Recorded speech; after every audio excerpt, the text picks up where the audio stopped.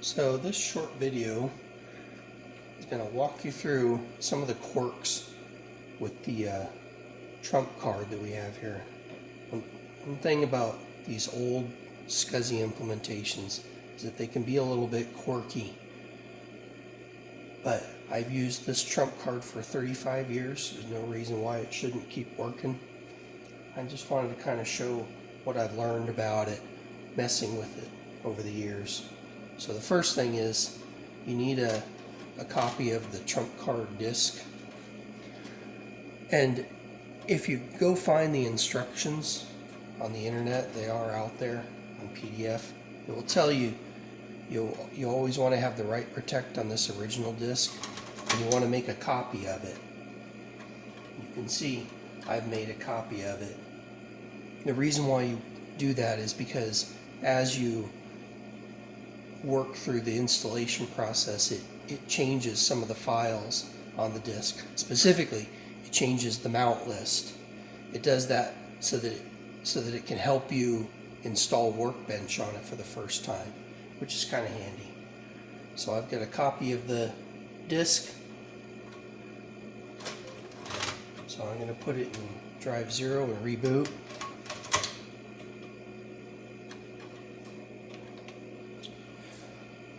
While it's rebooting, I want to mention that the TrumpCard has a dip switch right here that says 1.2 or 1.3.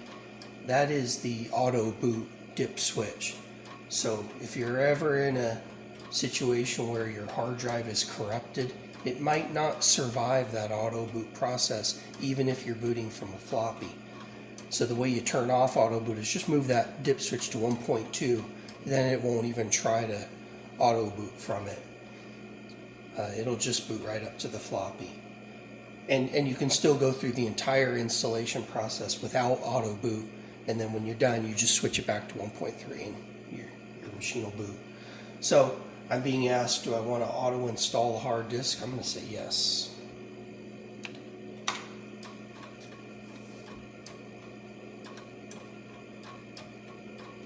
Now first quirk of this TrumpCard is that in the setup disk they have supplied a list of all the hard drives, all the SCSI hard drives that they knew about and that they knew that they supported. It's loading it up here in this ivs_scsi.drives.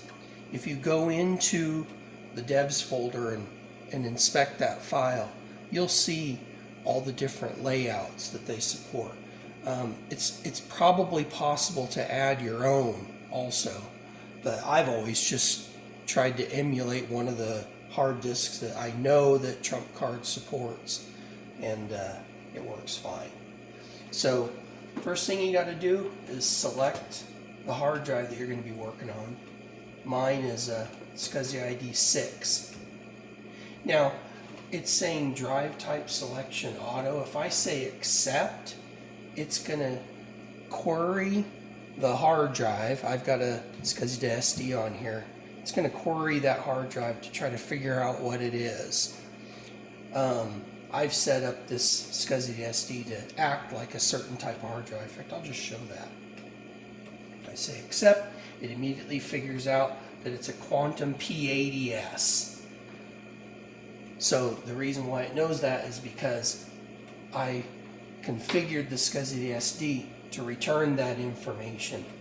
And so this has been specifically configured to identify itself as that kind of a drive. One thing you can do, you can come in here and say manual, and then you can pick one of the hard drives. And like I say, it's getting that from that file.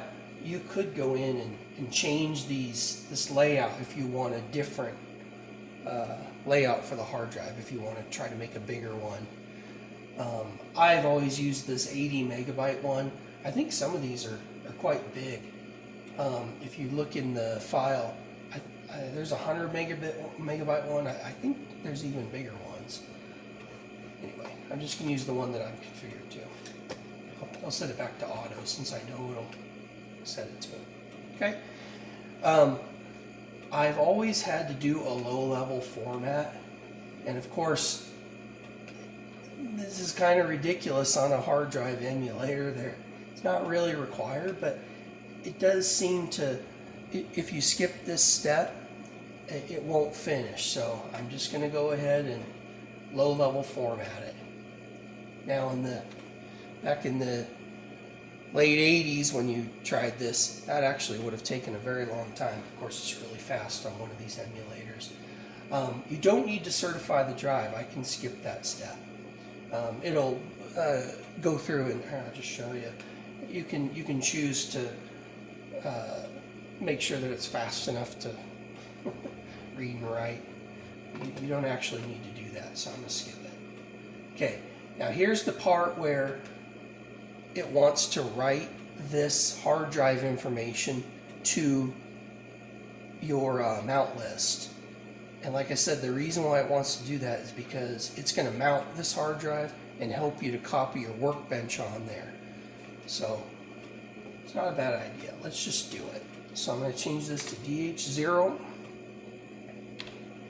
That, and you can see it's figured out based on the information that I put on the SCSI SD where the first cylinder and the last cylinder is. Now, if you're familiar with the Amiga, you know that the first block on a hard drive is where the manufacturer could install a driver, and that's part of the auto boot process. That's why it doesn't start at 1. It's going to leave enough space to write that auto boot information on there. So I'm going to say go. You can hear it hitting the floppy drive, so now it's just added this hard drive to the mount list. So now I'm going to say mount the drive as DH0.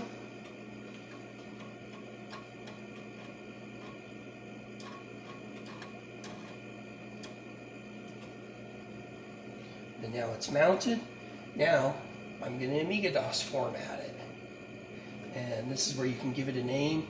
It wants to call it IVS hard disk underscore the SCSI ID. You can change that, of course. I'm going to change it to just SCSI. I'll call it SCSI 6.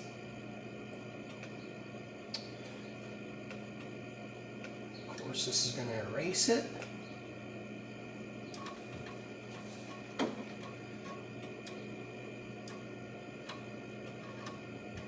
Now we're going to let it format it.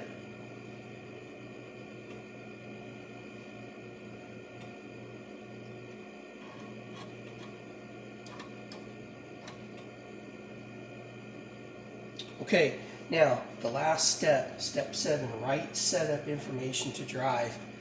What that does is it writes that driver to that first block so that it'll auto boot.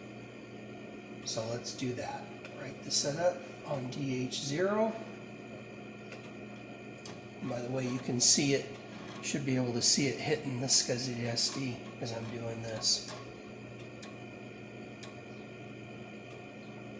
There we go. So now the hard drive is wiped, it's mounted, it's ready to go. So now if I say quit,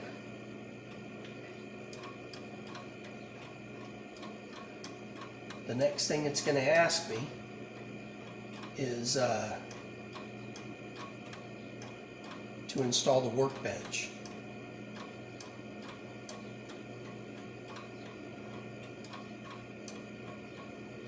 So yeah, here we go. Okay, so it's saying remove TrumpCard disk, insert your workbench. So I have my workbench disk. Swap those. Hit return. This was a little fast. First time for everything.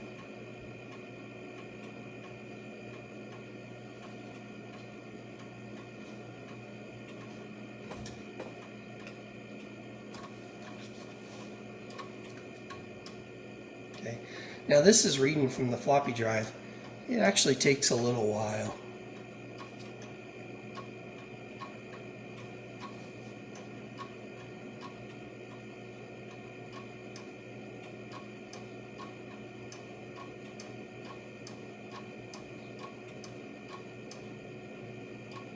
I guess I can use this time to talk about how much I love these Amiga computers. They were just such a leap back in the 80s. It's a little bit hard to describe that when you went from the 8-bit computers to 16-bit, it was just such a leap.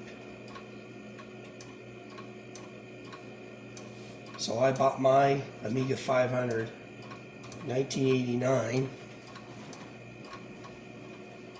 It, of course, didn't even have a hard drive. I just used floppy drives, and that's what I went off to college with. A couple of years later, a friend of mine had to move suddenly. He had an Amiga 2000, didn't know what to do with it, so he handed it off to me. I sold that Amiga 500. And this is the Amiga 2000 that I've had since, gosh, about 1990 or so. 1990, 1991. Ever since then, it's had this TrumpCard in it. Of course, it had an actual physical hard drive in it. I can't remember how big that one was. I think it was a 40 megabyte, but it might have been smaller than that. Don't really need a big hard drive with these old 16-bit computers. I've configured this to be an 80 megabyte hard drive, and that is a heck of a lot of drive space for this generation.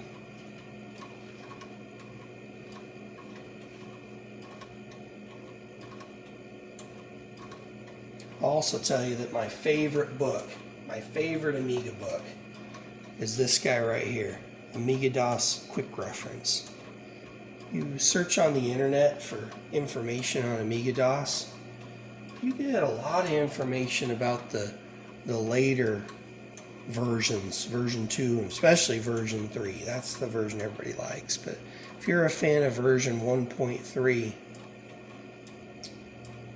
there's information out there, but it can kind of collide with the version 3 stuff. This book just tells you everything you need to know. Amiga-DOS Quick Reference. This tells you everything you need to know about 1.3. I use it every single time I work on this computer. I break that book out.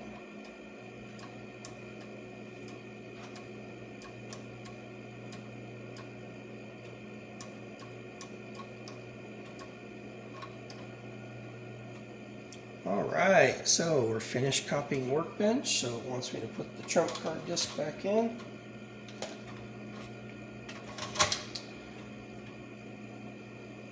This time I'll let it mount.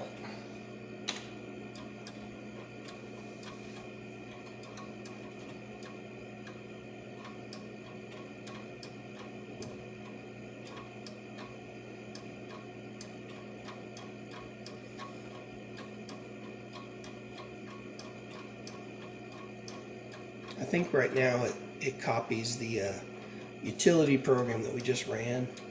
I think it copies it to the hard drive. I can see it hitting the hard drive every once in a while.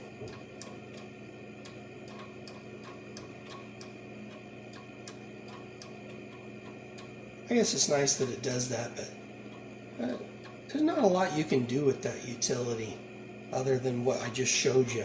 Go through the checklist and wipe out a hard drive. Okay, so now it's booting from the hard drive. I think it just hands over the startup script. I think that's all it does. So there's our hard drive, SCSI 6, right there. Oh yeah, made the window kind of small. Yeah, and there's that TC Utils. So now you can pop out your TrumpCard disk and reboot. This is the point where if you switch that dip switch from 1.3 to 1.2, you'd want to switch it back now. And there we go. Booting up into Workbench 1.3 on your SCSI disk. Of course, it boots up real fast. Number one, because SCSI is just a lot faster than those floppy drives, but also because the SCSI to SD is pretty fast. There you go. Hop in the show and see what we got on here.